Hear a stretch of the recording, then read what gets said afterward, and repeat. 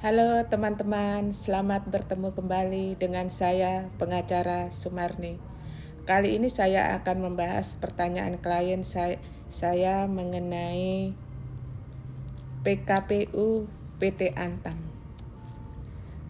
yang mana Budi Said mengajukan PKPU ke PT Antam karena Budi Said merasa gugatan perdatanya kan sudah menang.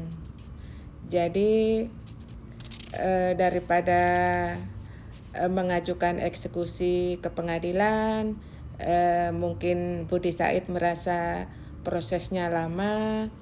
Jadi si Budi Said merasa lebih baik mengajukan PKPU ke pengadilan niaga karena PKPU itu kan prosesnya memang cepat.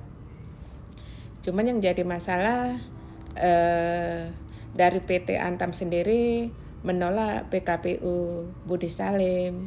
Alasannya memang PKPU Budi Salim itu tidak sesuai dengan prosedur yang benar. Pertama, syarat mengajukan PKPU atau kepailitan adalah sedikitnya ada 2 orang kreditur yang memiliki sedikitnya 2 tagihan dan 1 tagihan sudah jatuh waktu dan dapat tidak ditagih dan dapat dibuktikan secara sederhana.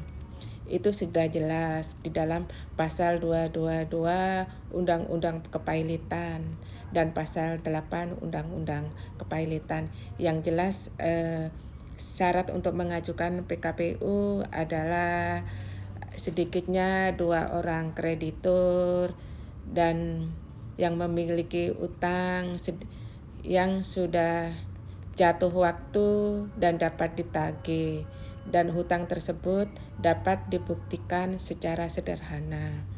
Cuman yang jadi masalah, apakah kasusnya Budi Said ini dapat dikatakan sebagai hutang yang jatuh waktu, dapat ditagih dan dibuktikan secara sederhana.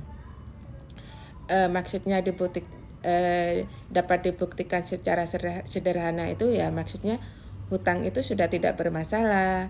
Misalnya sudah tidak terjadi sengketa di pengadilan.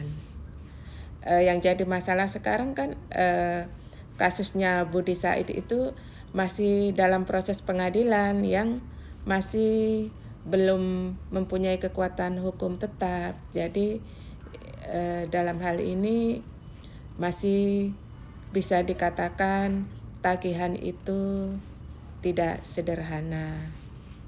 Itu yang pertama. Yang kedua,